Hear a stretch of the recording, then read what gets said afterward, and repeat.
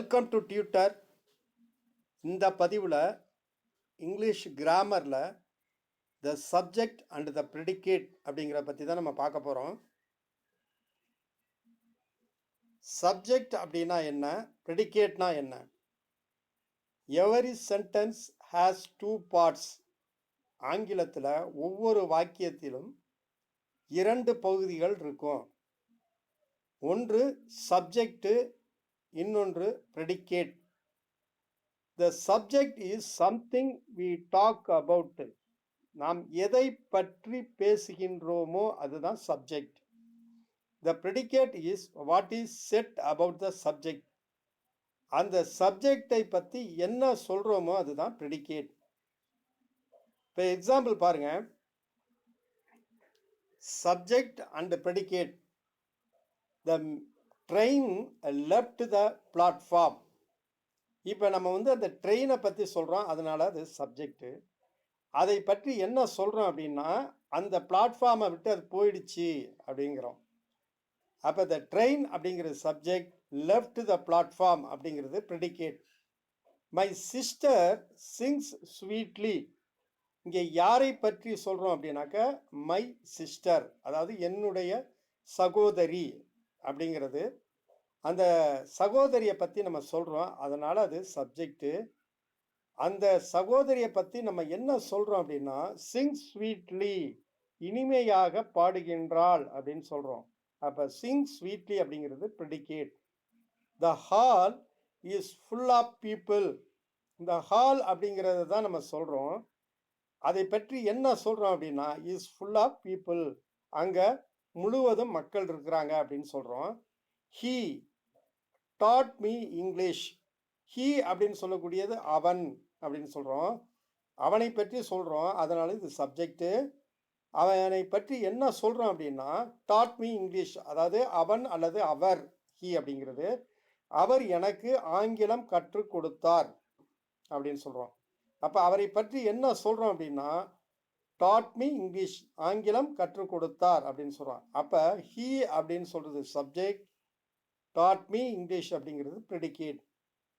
த storm destroyed many houses. இங்கே த storm அப்படின்னு சொல்கிறோம், இந்த புயல், ஸ்டார்ம் அப்படின்னு சொல்லக்கூடியது புயல். அந்த புயலை பற்றி சொல்லதுனால இது சப்ஜெக்ட் என அழைக்கப்படுகிறது. அந்த ஸ்டார்மை பற்றி நம்ம என்ன சொல்கிறோம் அப்படின்னா, டெஸ்ட்ராய்டு மெனி ஹவுசஸ், அதாவது நிறைய வீடுகளை அழித்தது அப்படின்னு சொல்கிறோம். அப்போ அதை பற்றி என்ன சொல்கிறோமோ அதுதான் ப்ரெடிகேட். அப்போ டெஸ்ட்ராய்டு மெனி ஹவுசஸ் அப்படிங்கிறது இந்த வாக்கியத்தில் ப்ரெடிகேட். அடுத்து trees give us fruits and shade. இப்போ எதை பற்றி நம்ம சொல்கிறோம் அப்படின்னா, ட்ரீஸ், மரங்களை பற்றி சொல்கிறோம். அதனால் இங்கே ட்ரீஸ் அப்படிங்கிறது சப்ஜெக்ட். அந்த மரங்களை பற்றி என்ன சொல்கிறோம் அப்படின்னாக்க, give us fruits and shade, அது நமக்கு பழங்களையும் நிழலையும் தருகின்றது அப்படின்னு நம்ம அந்த மரத்தை பற்றி சொல்கின்றோம். அதனால give us fruits and shade அப்படிங்கிறது predicate. Note, the verb is always in the predicate part of the sentence. ஒவ்வொரு சென்டென்ஸ்லையும் நம்ம ஒரு சப்ஜெக்ட் அண்ட் ப்ரெடிகேட் இருக்கும் அப்படின்னு சொல்கிறோம். அப்படி பார்க்கும் பொழுது வேர்பு, அந்த சென்டென்ஸில் வரக்கூடிய வேர்பு அது எப்பொழுதும் ப்ரெடிகேட் சைடில் தான் இருக்கும். அதாவது ப்ரெடிகேட் பார்ட்டில் தான் அந்த வேர்பு ஆல்வேஸ் இருக்கும். அடுத்து இப்போ exercise, divide each of the following sentences into the subject and the predicate. அதாவது நீங்களே முயற்சி பண்ணி பாருங்கள். இந்த கீழே கொடுக்கப்பட்டுள்ள சென்டென்சஸை சப்ஜெக்ட் எது, ப்ரெடிகேட் எது அப்படின்னு நீங்களே பிரித்து பாருங்கள். His only friend was a cat. The mice made his life miserable.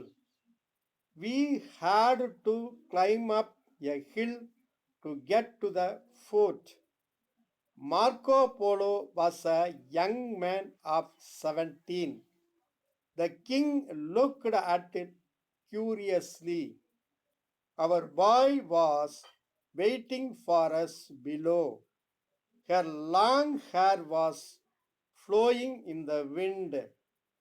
All Indian are my brothers and sisters. milk is a nourishing food. The shelf was packed with books. இப்போ இது நீங்களே முயற்சி பண்ணுங்க. சப்ஜெக்ட் எது, predicate எது அப்படின்னு நீங்களே divide பண்ணுங்க. ஓகே, இப்போ ஒவ்வொரு சென்டென்ஸா சப்ஜெக்ட் எது, ப்ரெடிகேட் எது அப்படின்னு பார்க்கலாம். His only friend was a cat.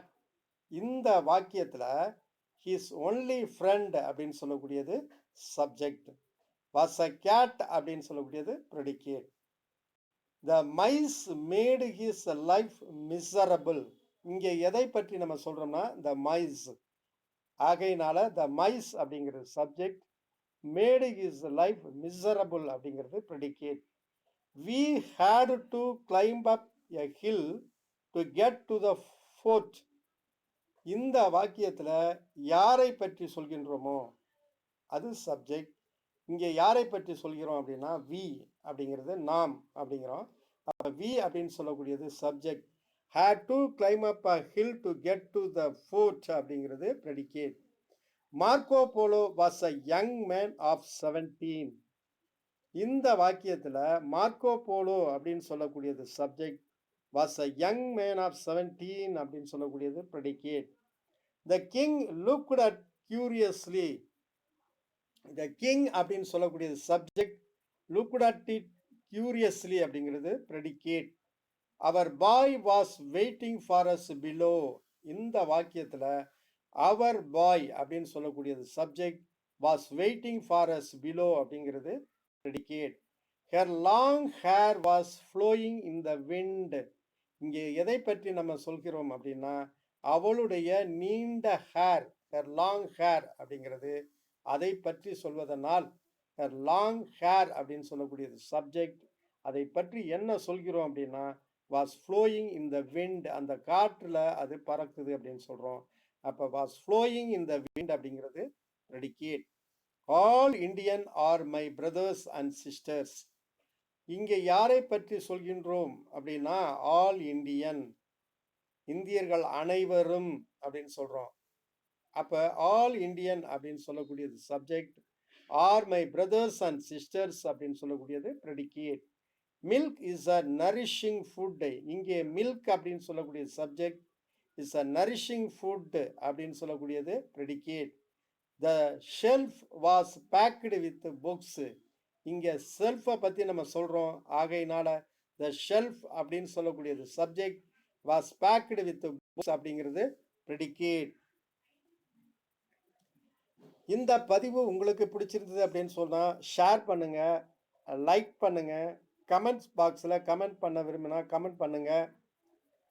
மறக்காமல் சப்ஸ்கிரைப் பண்ணுங்கள். தேங்க்யூ.